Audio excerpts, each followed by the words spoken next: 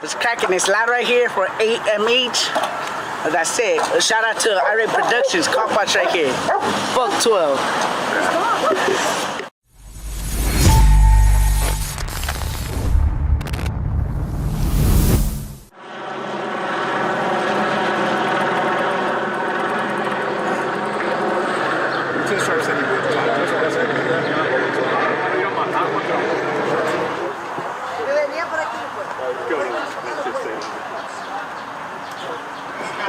We will not leave until you exit the residence with your hands up.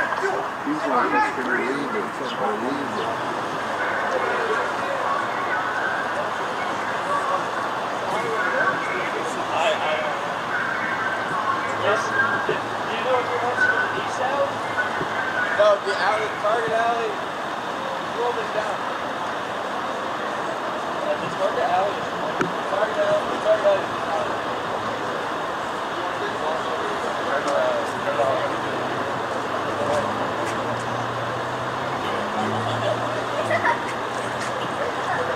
Yeah. No. It's on the west side. Yeah, I have that.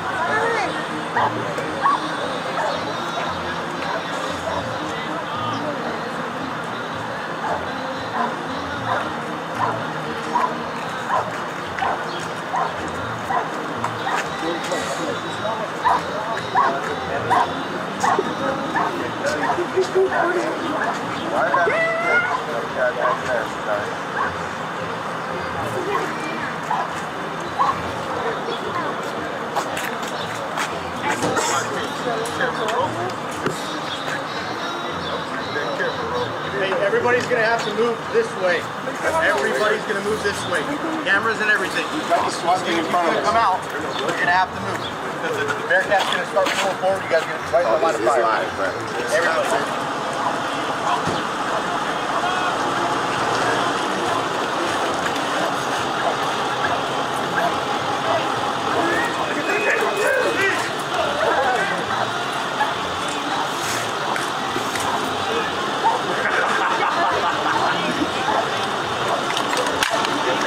Bullshit move.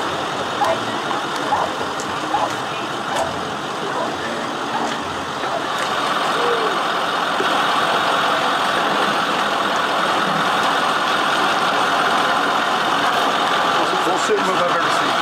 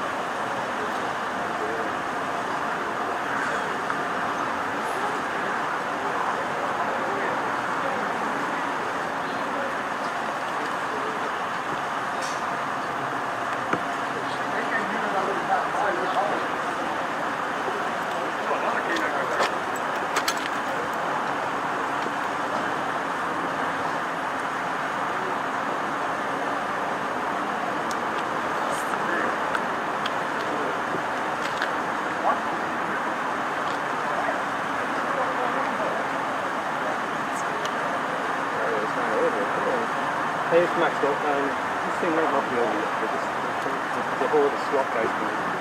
So, I'll keep you updated. Okay, thanks.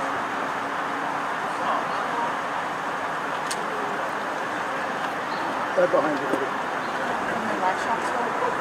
You're opening the dining room and see the Is it you want to either I go live or do it look like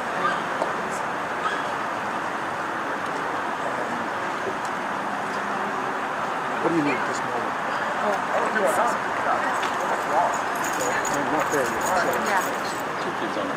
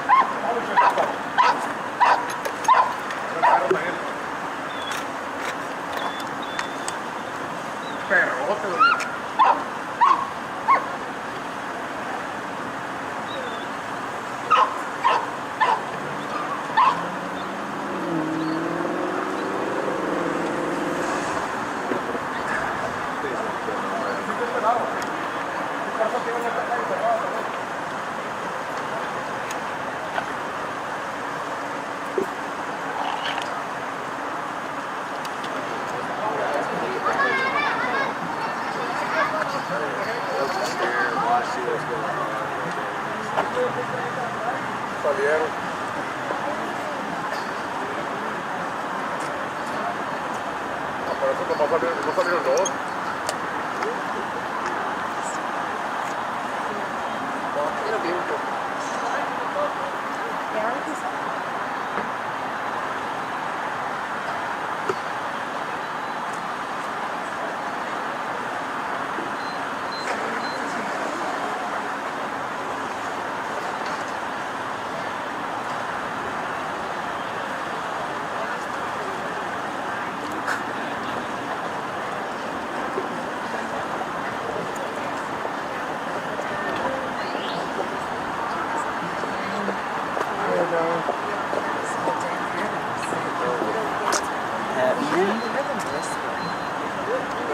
Está saliendo.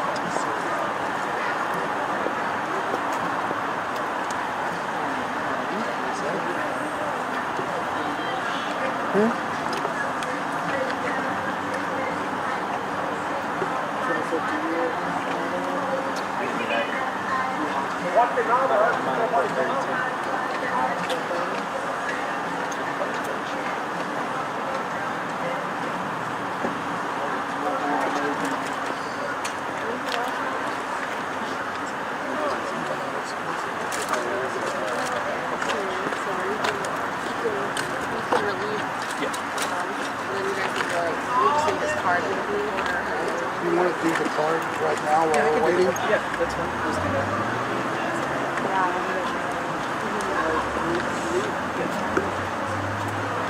Hey, good.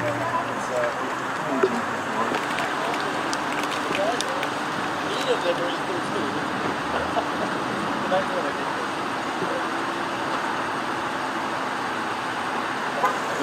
First and last name. Sure. It's Lieutenant Christian Sharp, last name spelled S-H-A-R-P. Lieutenant, tell us what happened today. About 9 o'clock this morning, we received a call from a female victim over at the North Park Rec who claimed that an ex-boyfriend of hers had assaulted her and that he had put a knife to her throat, threatening to kill her, and that she was injured. And she claimed that this had started about 3 o'clock this morning, and about 9 is when she was able to get away from him, and she called 911. We had our detectives from domestic violence unit roll out to the hospital to talk to our victim, and we started an investigation where we started doing follow-ups and started to check for addresses for our suspect. One of the addresses came back to this house behind me down the alley of the 3700 block of 42nd Street. As we were checking the outside of the address, we located his truck, and one of our officers actually saw the suspect go inside a specific residence. So we surrounded the residence with our patrol officers, and we initially tried to call in and then use the bullhorn. He wasn't answering the phone and was refusing to come out. We did have some other occupants come out of the house, a grandmother, a current girlfriend, and 2 other male occupants. They confirmed that our suspect indeed was inside, that he could hear the bullhorning, but he was refusing to come out. Based on the nature of the crimes, fairly violent, he was supposedly armed with a knife and possibly a handgun. We ended up calling our SWAT unit to come out and safely start working this problem, see if we can get this guy into custody. After about an hour, he eventually agreed to answer his phone. We had one of our negotiators start talking to him on the phone, and he agreed to eventually come out unarmed and give up. And about a half hour ago, that's what he did. He came out, he was taken into custody. So we have our victim that's still being treated at the hospital for her injuries. This investigation is still being continued by the domestic violence unit, and it's going to be a couple more hours. And now we're going to be processing the house for some evidence that we're looking for from the first crime this morning at about 9. So the first crime did happen here, you believe? No, the crime occurred somewhere else. Okay, but we received the call about 9 a.m. Our victim said this whole thing started about 3 a.m. When she was with the suspect early in the morning. He just happened to be over at this residence when we tracked him down. And the suspect is your ex-girlfriend? Yeah, and we're still kind of trying to figure out if it's an ex, current ex at this morning, we don't know. So those are all things that we're still trying to figure out during the investigation, but we're still early into this, and because we have so many different charges and so many things that happen, this is going to be a pretty extensive investigation. Had she had issues, had to call the police before on him? That we're still checking to see really what the previous calls for service. I'm not going to get into his criminal history or anything like that, because like I said, we're still trying to track all that down. What's his connection to this home? That, I believe, is just a place where he stays. He might actually be having a relationship with one of the occupants in this home also. We're looking into that angle also. So she didn't live there, right? This wasn't... No, the victim did not live at this residence. Okay. So they didn't live... I was confused earlier. They don't live together. There was none of that. No. But where did you say incident happened, like that she described? Over the area of the North Part Rec. I can't really get into how they originally hooked up. My understanding is this is an ex-girlfriend who is our victim, and at some point they agreed to meet around 3 a.m., and then it went south from there. So the violence was at the North Park Rec? Well, at that location, but I won't get into whether it was on the street, whether it was in a car, or whether it's in a house. That's currently still under investigation from our domestic officer. Why did he put a knife to her? We don't know, other than part of the threatening. He threatened to kill her, and I don't know why. And we're still trying to figure the motive for that. Obviously, this is a very violent incident for our victim, hence why she's still at the hospital being treated. So we really are trying to figure out exactly what started this whole thing between these two. Was she injured during the portion of this? Yes, she was, but I will not get into the nature of her injuries. Like I said, it's enough and extensive enough that she's still being treated, 4 o'clock this afternoon from an incident that occurred at 9 a.m. Other than her, were there any injuries to any other persons? There was no other injuries to anybody. I won't give out his name at this point, but he's about 28, 30 years old. And like I said, there's actually some names that were given to us. So we're trying to figure out exactly which is a given name and which is the name that he goes by. Was there anyone in the home that was injured? No. Were the people that came out, were they all residents here, or do you know? The people that came out of the house were residents of the house in particular. Where he fits in that, if he's a boyfriend of one of the residents, we're still looking at that angle, or whether he just crashes there and that's a place for him to stay. Because there's 2 other people that kind of come and go. They're like roommates. Now we're still trying to figure exactly what their role is in this house also. Were there any? Initially, after the period where he was refusing, did he turn? Well, after we were able to finally get contact with him on the phone, and our negotiator was talking to him, he was able to calm this gentleman down, and to the point where the suspect agreed to come out. He He came out with his hands up with no weapons involved. He was taken into custody without incident. Was there any kind of yelling or beforehand, or was he just ignoring you guys asking him to surrender? Well, there's ignoring, according to the other people that came in the house, that was clear that we were calling him out and he was refusing to come out. There was some talk that somebody might have heard some glass was breaking inside the residence, and we're looking at whether or not he might have, out of anger or something, throw some things around while we're outside. We don't know. There's nobody else in the residence when that occurred. What was the suspect wearing? Just because on our video we have multiple people. So Right. we want to make sure that The suspect in question was the last person that came out. He's wearing a white t-shirt and dark pants. He had shorter hair, and he looked to be about 5'6", maybe about 140 pounds, 150 pounds, so a little bit smaller in stature compared to the other two that came out. Is anybody else being charged with a crime at this time, or were they just victims of being in this situation? Yeah, nobody else is being charged right now. The people that came out of the house are they're not under suspicion of any crime at all. are any of them under 18? That I don't know. I don't believe anybody that came out of the house is below the age of 18. And then, did he bring out any weapons with him? Nope. He was unarmed when he came out of the house.